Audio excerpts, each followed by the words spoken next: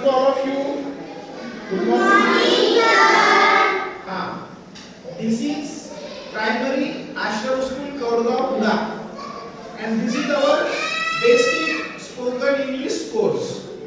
Today is day 2nd, आणि आज आपण या बेसिक स्पोकन इंग्लिश कोर्स मध्ये 2 नंबरची वाक्यरचना पाहणार आहोत. ही वाक्यरचना कोणती आहे? That is. दॅट म्हणजे तो, ती, ते, आणि इज म्हणजे आहे. दॅट इज म्हणजे तो, ती, ते आहे. तर आता आपण दॅट बद्दल माहिती घेऊया. दॅट हा शब्द दूर असलेली एक व्यक्ती, एक प्राणी व एक वस्तू दाखवण्यासाठी वापरतात. दॅटचा वापर काय? दूर असलेली एक व्यक्ती, एक वस्तू, एक प्राणी दाखवण्यासाठी वापरतात. मग दॅटचा वापर कसा करायचा त्याची काही एक्झाम्पल आपल्याकडे आहेत. आता मला म्हणायचंय ते झाड आहे. ते झाड आहे. तर आपण म्हणू शकतो that is a tree. that is a tree. आता मला म्हणायचंय तो कुत्रा आहे. तिथं कुत्रा आहे आणि मला दाखवायचंय, तर मी म्हणेल that is a dog. that is a dog. आता तिसरं वाक्य आहे तो वाघ आहे.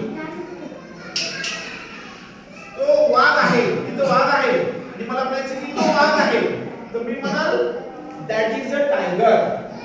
मी काय म्हणेल? that is a tiger. आता मला तिथे हत्ती दिसला आणि मी तुम्हाला सांगतोय की तो हत्ती आहे, तर मी म्हणेल that is an elephant. that is an elephant. आता मला तिथे म्हैस दिसली आणि मला तुम्हाला दाखवायचंय की ती म्हैस आहे, तर मी म्हणेल that is a buffalo. that is a buffalo. आता मला तिकडे एक बैल दिसला आणि मला म्हणायचे तो बैल आहे, तर मी म्हणेल that is an ox. काय म्हणेल? that is an ox.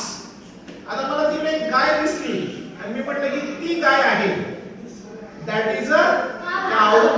that is a cow.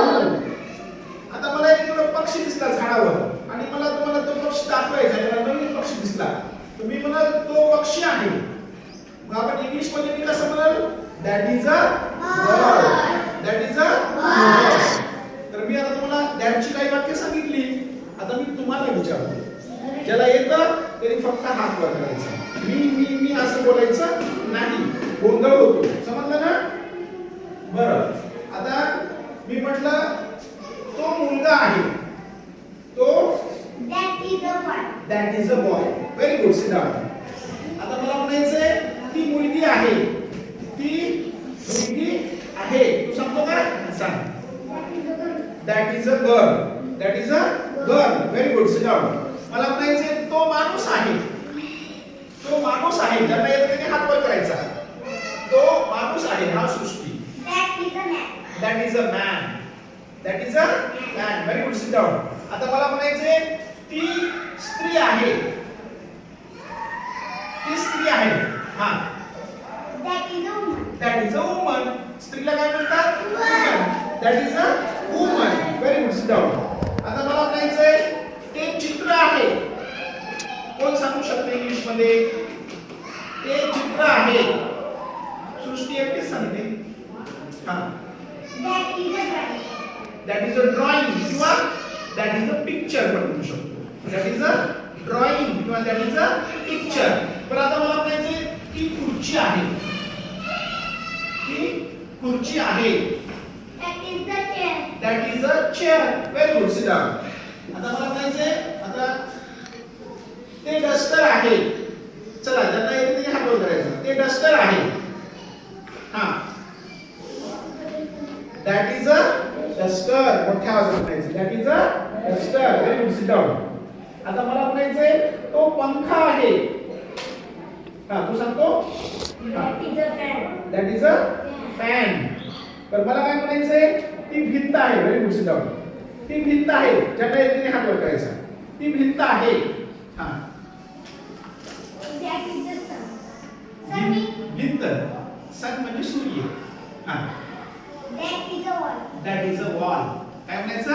Wall. That is a wall. Very good. आता मला म्हणायचंय तो वर्ग आहे.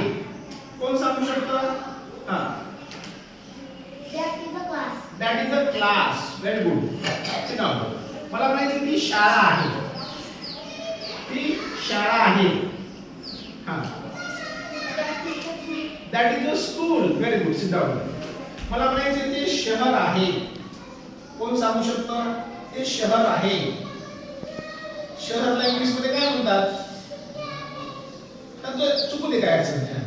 That is the shell. शहर Marathi That is the city. That is a city. That is a city. Very good. आता मला काय म्हणायचंय? तो शिक्षक आहे.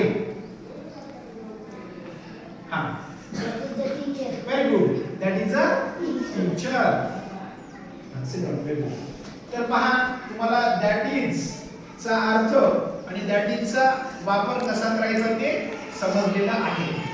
आता उद्याला घरी तुम्ही होमवर्क म्हणून 20 वाक्ये दॅट इज ची लिहून आणायची.